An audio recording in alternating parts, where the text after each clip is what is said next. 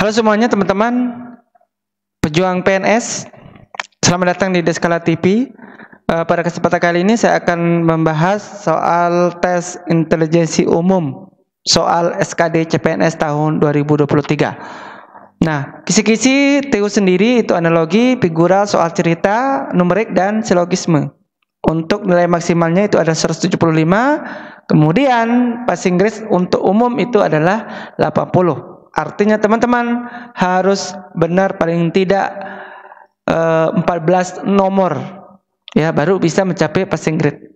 Nah, soal-soal yang saya bahas ini adalah soal-soal yang sudah keluar di tahun-tahun kemarin. Ya, sehingga teman-teman harus betul-betul memahami soal yang saya bahas ini tentang soal tes intelijensi umum. Nah, bagaimana bentuk soalnya? Mari kita simak videonya. Soal nomor 1 yaitu tentang numerik. Ya, diketahui sebuah mobil diisi 15 liter bensin dapat menempuh jarak 300 km. Nah, X-nya itu adalah jarak tempuh apabila diisi 30 liter, kemudian yang Y 2500. Nah, untuk soal nomor 1 ini adalah membandingkan antara X dan Y ya, dengan opsi seperti yang di layar, yaitu A, B, C, D, dan E. Nah, bagaimana cara mengerjakan soal ini? Mari kita jawab sama-sama. Ya. Nah, ini adalah soal tentang perbandingan, ya.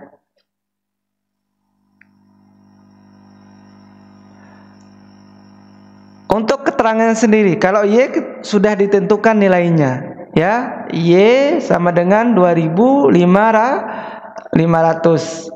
Kemudian X, nah kita cari X dulu ya. Cara mencari X yaitu kalau 15 liter dapat mencapai jarak 300 km, maka kalau diisi 30 liter maka berapa jaraknya? Sehingga ini tentu lebih banyak.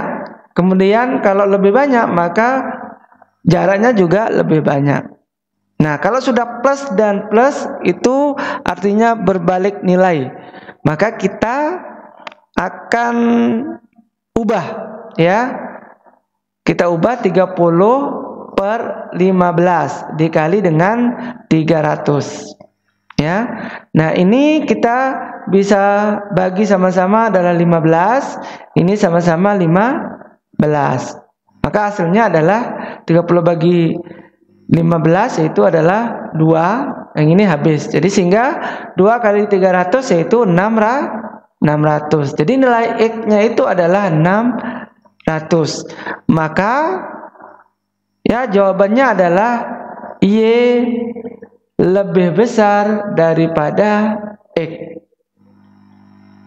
Ya, atau X lebih kecil daripada Y. Nah, mana jawaban yang benar? X lebih besar daripada Y salah. X sama dengan Y juga salah. Nah, yang benar adalah yang C. X lebih kecil daripada Y. Ya, bisa dipahami teman-teman? Kita lanjut soal nomor 2. Angka. Ya, kita tulis soalnya terdahulu ya. 2, kemudian 10, 60, 420, 3360, 30240, kemudian 3024000, kemudian titik-titik, kemudian titik-titik. Ya. Nah, kita cari polanya. Ya. Maka kalau dilihat dari angkanya terus naik dan naiknya itu tinggi angkanya, maka bisa jadi ini pola bilangannya yaitu perkalian. Ya, coba kita dikali berapa 2 ini supaya 10, yaitu dikali 5. Nah, kalau ini tentu dikali 6. Sudah kelihatan polanya ya. Tentu ini juga dikali 7. Benar ya, 7 kali 0, 0, 7 kali 6, 2. Oke, benar. Jadi tinggal kita langsung kali 8, terus kali 9. Nah, ini kali 10. Baru ini dikali 11, ya.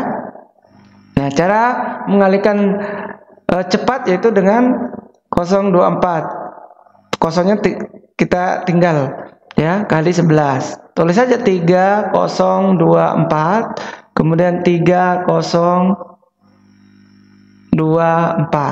Kita jumlahkan 4, 6, 2, 3, 3. Tambahkan 0 lagi, 0. Jadi yang mana benar? A, Oke, yang ini tentu salah, ini juga salah, ini juga salah, tinggal 2. Ya, tentunya di sini adalah 332640. Maka di sini juga dikali 12, ya. Nah, kalau kita kalikan 12, 33264 dikali 12. Kita lihat ujungnya, jangan kekalikan semuanya tapi kita lihat ujungnya. 2 kali 4 adalah 8. Yang mana ujungnya 8? Ya. Tentu ujung 8 itu adalah yang A. Kalau 2 tidak mungkin, ya. Jadi jawaban nomor 2 ini adalah yang A. Ya, bisa dipahami teman-teman? Nah, untuk deret angka ini, kata kuncinya adalah lihat angkanya dulu. Kalau angkanya tinggi, ya kemungkinan itu dikali pola bilangannya. Nah, kalau dia angkanya turun naik, itu kemungkinan loncat 1 atau loncat 2. Ya, tinggal kalian coba-coba, ya, mana pola yang tepat untuk deret angka. Kalau soal yang seperti ini, ya karena angkanya terus tinggi, terus angkanya tinggi terus, maka dikali pola bilangannya. Ya, bisa dipahami teman-teman? Kita lanjut soal nomor 3. Soal nomor 3 tentang silogisme, ya. Semua tanaman memiliki buah, sebagian tanaman berbunga merah. Kesimpulannya, A. Semua tanaman yang memiliki buah berbunga bukan merah. Semua tanaman yang memiliki buah berbunga merah. C. Semua tanaman yang tidak memiliki buah berbunga bukan merah. D. Sebagian tanaman yang tidak memiliki buah berbunga merah. E. Sebagian tanaman yang memiliki buah berbunga merah. Ya. Nah, kira-kira mana jawabannya? Oke. Kalau silogisme, ya, kalau ada kata semua dan sebagian, pasti jawabannya adalah sebagian. Kalau semua dan premis kedua adalah semua, maka yang pasti jawabannya adalah semua. Ya. Nah, untuk ini, ya, soal nomor 3 ini menggunakan sebagian, ya, karena premis 1 pakai semua, premis kedua pakai sebagian. Artinya jawabannya pasti sebagian. Nah, yang semua coret, semua yang pakai semua. Yang ada hanya D dan E. Nah, kita baca soal nomor D. Sebagian tanaman yang tidak memiliki buah berbunga merah. Di sini pertanyaannya adalah semua tanaman yang memiliki buah dan berbunga merah, tetapi ini tidak memiliki buah berbunga merah. Pasti ini jawaban yang salah. Jadi yang benar adalah sebagian tanaman yang memiliki buah berbunga merah. Jadi jawaban yang paling tepat adalah yang E.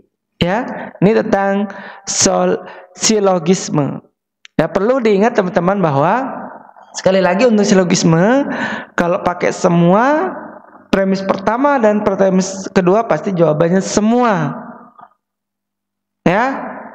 Nah, kalau ada kata sebagian, maka jawabannya adalah sebagian. Nah, lihat pernyataannya, ya. Nah, oke, bisa dipahami teman-teman? Kita lanjut ke soal nomor 4. Soal nomor 4 tentang analogi. Nah, analogi ini mencari pola kalimat, ya, mencari pola kalimat yang sesuai. Nah, kalau nomor 4 itu pola kalimatnya apa? Hadiah, riang.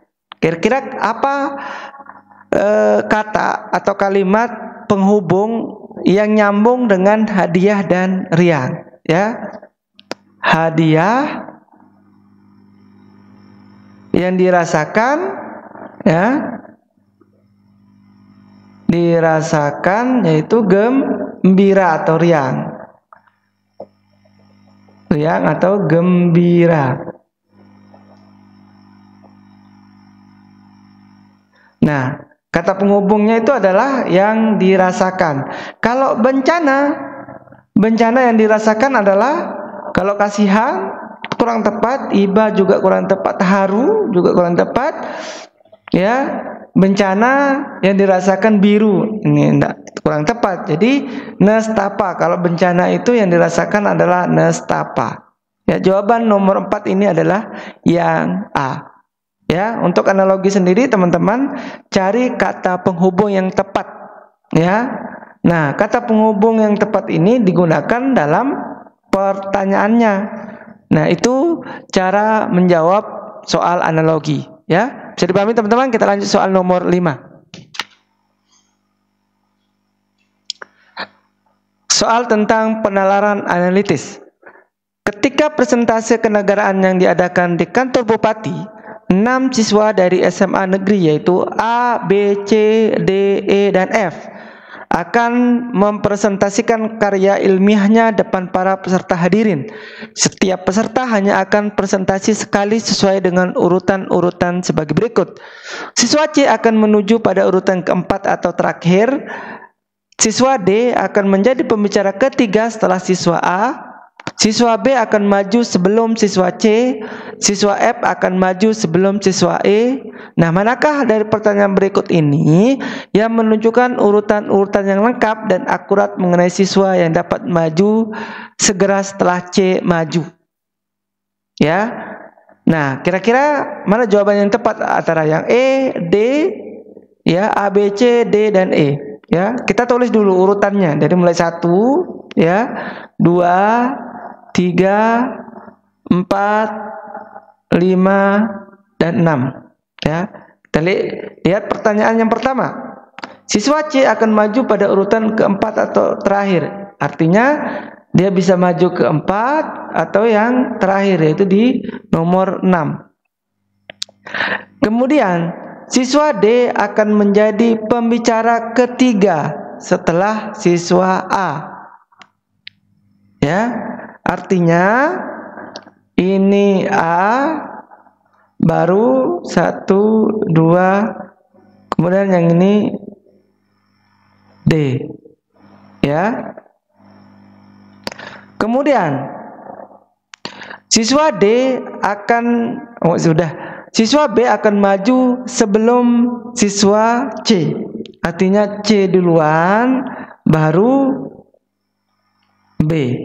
Ya, nah ini kita sudah dapat yang ini, ya. Artinya tidak mungkin di nomor 6 atau yang terakhir C ini. Pasti C ini ada di urutan ke-4. Nah, ini dicoret, ya. Kemudian setelah C itu B. Nah, sekarang pertanyaan nomor yang ini, A dan D.